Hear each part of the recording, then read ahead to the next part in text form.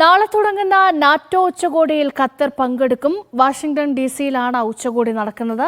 Qatar health care ഇൻഡെക്സിൽ 17ാം റാങ്കിൽ വന്നിരിക്കുകയാണ്. അതും പ്രധാനപ്പെട്ട ഒരു വാർത്തയാണ്. മിഡിൽ ഈസ്റ്റ് മേഖലയിൽ നിന്ന് ആദ്യ 20-ലെത്തുന്ന ഏക രാജ്യമാണ് ഖത്തർ.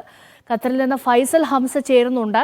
ഫൈസൽ, പറയൂ, എന്തൊക്കെയാണ് ഖത്തറിൽ നിന്ന് പ്രേക്ഷകരുമായി നമുക്ക് പങ്കുവയ്ക്കാൻ കഴിയുന്ന വാർത്തകൾ? രേഷ്മ, ഖത്തറിൽ നിന്നും ഇന്ന് പങ്കുവയ്ക്കാനുള്ള പ്രധാനപ്പെട്ട വിവരങ്ങളിൽ ഒന്ന്, നാളെ വാഷിംഗ്ടൺ DC-യിൽ തുടങ്ങാനിരിക്കുന്ന നാറ്റോ ഉച്ചകോടിയിൽ ഖത്തർ പങ്കാളികളാകും, ഖത്തർ പങ്കെടുക്കും എന്നുള്ളതാണ്.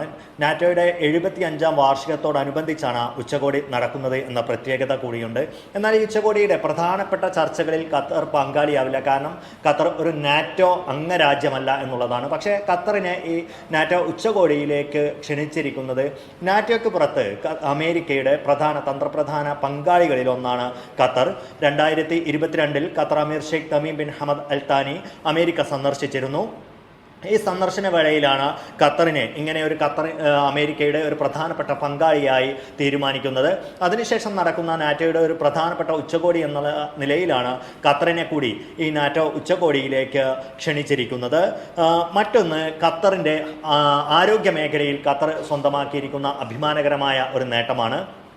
ആഗോള മേഖലയിൽ തന്നെ ഏറെ ശ്രദ്ധിക്കപ്പെടുന്ന ഓൺലൈൻ ഡാറ്റാബേസ് ഏജൻസിയാണ് നമ്പയോ തയ്യാറാക്കിയ ഹെൽത്ത് കെയർ ഇൻഡെക്സിൽ ഖത്തർ 2 സ്ഥാനം മെച്ചപ്പെടുത്തിക്കൊണ്ട് 17ാം സ്ഥാനത്തെത്തിയിരിക്കുന്നു എന്നുള്ളതാണ്. ഈ 17ാം സ്ഥാനത്തെക്കുറിച്ച് പറയുമ്പോൾ ഈ മേഖലയിൽ നിന്ന്, അതായത് മിഡിൽ ഈസ്റ്റ്, നോർത്ത് ആഫ്രിക്ക മേഖലയിൽ നിന്ന് ആദ്യ 20-ൽ ഇടം നേടിയിട്ടുള്ള ഏക രാജ്യമാണ് ഖത്തർ എന്നുകൂടെ ശ്രദ്ധിക്കേണ്ടിയിരിക്കുന്നു.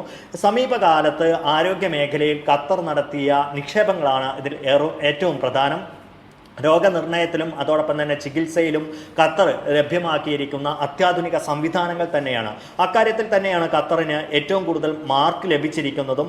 എന്തായാലും 73.3 പോയിന്റ്, 100-ൽ അത്രയും പോയിന്റ് നേടിയാണ് ഖത്തർ ഇങ്ങനെ ഒരു ഉയർന്ന സ്ഥാനം ഈ മേഖലയിൽ നിന്നും സ്വന്തമാക്കിയിരിക്കുന്നത്.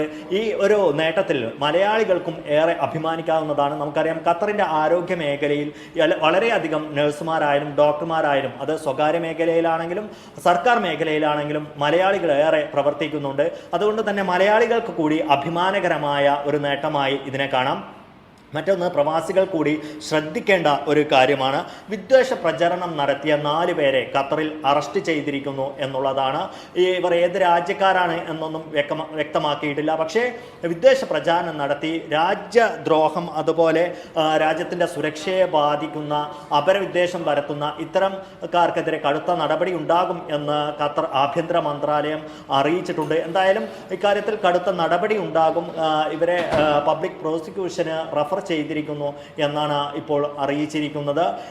സോഷ്യൽ മീഡിയ ഉപയോഗിക്കുന്ന കാര്യത്തിൽ വളരെയധികം ശ്രദ്ധ ചെലുത്തണം എന്നുകൂടി ഖത്തർ ആഭ്യന്തര മന്ത്രാലയം മുന്നറിയിപ്പ് നൽകിയിട്ടുണ്ട്. രേഷ്മ. ഫൈസൽ ഹംസയാണ് വിവരങ്ങൾ നൽകിയത്.